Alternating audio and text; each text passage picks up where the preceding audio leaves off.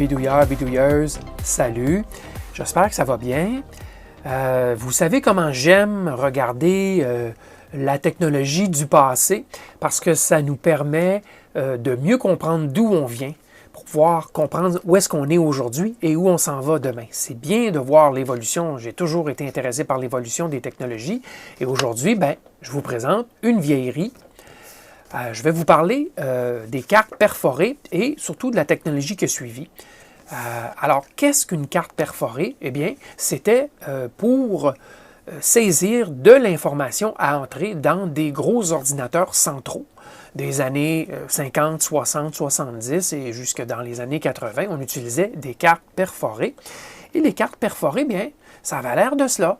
En voici une carte où vous voyez des trous carrés. Tout ce qu'il y a, ce sont des chiffres. Il y a 80 colonnes de gauche à droite et des chiffres de 0 à 9. Alors ça, c'est une carte perforée très simpliste. Et comment s'était créée cette carte perforée? Bien, il y avait habituellement un opérateur, en fait, une opératrice qui s'assoyait devant le terminal, ici, et qui tapait l'information sans écran, s'il vous plaît. Elle ne pouvait pas savoir, elle ne pouvait pas donc confirmer. Elle tapait l'info et la machine perforait sur des cartes comme ceci, une carte à la suite de l'autre. Alors, c'était comme ça que l'information, ça pouvait être de la facturation, ça pouvait être des données de comptabilité, ça pouvait être des données scientifiques, ça pouvait être toutes sortes d'informations de ce genre. C'était comme ça que l'information était saisie. Et donc, c'était la façon qui précédait, si vous voulez, dans le temps, les bandes magnétiques, les disquettes, les disques durs, ça n'existait pas. On utilisait des cartons comme ceci, qu'on passait dans une machine de lecture de cartes perforées. On empilait les cartes dans le bon ordre ici, sur le dessus, et les cartes étaient avalées par la machine, une à une. La machine lisait et fournissait l'info à l'ordinateur central. On en voit une partie ici dans la pièce. Alors, c'était vraiment la façon de saisir l'information, les données dans un gros ordi. Avant même les terminaux, donc avec un écran et ainsi de suite, c'était vraiment les cartes perforées. Par la suite, il est apparu des cartes noircies, particulièrement intéressantes pour faire de la programmation de langage informatique. Je vais vous montrer à quoi ressemblait cette carte de plus près. J'en ai une ici. C'est une vieillerie et elle date de circa 1970, fin des années 60, début 70 à mon avis. Et cette carte a servi, si vous regardez ici, au High School of Commerce, donc une haute école de commerce. Et en regardant de plus près, on voit l'acronyme MTL ici, donc c'est donc à Montréal. Alors, c'est une carte de programmation informatique. C'est ça qui est intéressant.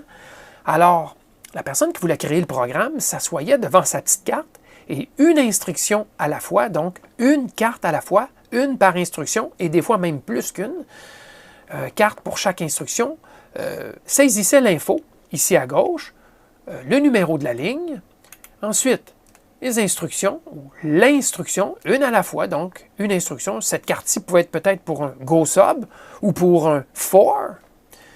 Et ensuite, on a les autres colonnes ici où on aura toutes les lettres disponibles de A à Z. Il y a des cases ici, des espèces de petits ovales. Il y a des cases qui ont plus d'une fonction. Vous voyez ici, là, dans la colonne 11, il y a soit le chiffre 0 ou une barre oblique sur cette case à noircir. Alors, c'était assez complexe. Il fallait utiliser une loupe pour noircir les bonnes cases. Et vous regardez ici, ça va de 0 à 9. De 0 à 9. Si vous regardez les colonnes, ça part à la colonne 1 ici, 2, 3, 4, 5, 6, 7, 8, 9, 10, et ça continue comme ça jusqu'à la colonne 36 ici à droite. Et ce n'est pas tout, puisque si jamais votre instruction basic ne logeait pas sur un seul carton, on pouvait noircir la case « Cont » ici, « Continue », et aller sur le carton suivant pour continuer la ligne de BASIC en question. Donc, une ligne de BASIC, une instruction basic, pouvait s'étendre sur plusieurs cartons. Et si on faisait une commande if quelque chose, A égale 75 par exemple, bien le then allait aller sur le carton suivant aussi. Donc, c'était assez complexe et je vous avoue bien honnêtement que je n'ai pas encore réussi à décoder comment saisir plus d'un caractère à la fois. Si on voulait écrire par exemple la lettre AA, if AA égale 47, mettons, ben, il y a juste un A sur le carton. Alors, comment est-ce qu'on le faisait? Est-ce qu'on faisait A, continue, A à l'autre carton, puis là, on cherchait le égal s'il était disponible. J'imagine le égal est ici, vis-à-vis le 6. Je ne sais pas trop. Je n'ai pas été capable de comprendre si certains d'entre vous savent exactement comment encoder les instructions sur ce carton en particulier. Bien, vous me laissez savoir dans les commentaires parce que c'est un petit peu un mystère pour moi tout ça. Il faudrait vraiment que je me gratte la tête. Probablement qu'une instruction assez complexe nécessitait plusieurs cartons. On pouvait donc s'attendre à avoir des centaines de cartons pour encoder sur un programme basic, tout simplement. L'autre chose à noter, c'est les petites lignes noires ici dans le bas. Ce sont des lignes de synchronisation ou d'horloge, si vous voulez. C'est à l'aide de ces lignes-là que le lecteur optique réussissait à trouver à quelle colonne qu'il était rendu. Et le lecteur pouvait lire juste par les contrastes. Bien sûr, il fallait certainement utiliser un crayon noir et je vous parie que le rouge n'était pas reconnu par le lecteur. Donc, le crayon noir, bien noirci, était reconnu par le lecteur optique. Précédemment, les lecteurs optiques, il y a eu des lecteurs qui lisaient la conductivité électrique ou magnétique vis-à-vis les cases. C'était IBM qui avait créé ça, mais par la suite, la lecture optique, simplement de contraste, vraiment succédé et c'était ce qui était le plus commun utilisé pour encoder, par exemple ici, du langage BASIC. Mais si vous voulez faire du Fortran, il y avait des cartons Fortran. Si vous vouliez faire d'autres langages, il y avait d'autres cartons. Alors, il y avait des cartons créés pour chacune des activités qu'on voulait faire. Alors, c'était assez primitif. Merci. Alors, j'ai vu le retrait de lecteurs qu'on appelait en anglais key punch, punch card, les lecteurs des ordinateurs centraux de l'université que j'ai fréquenté, l'École polytechnique à Montréal.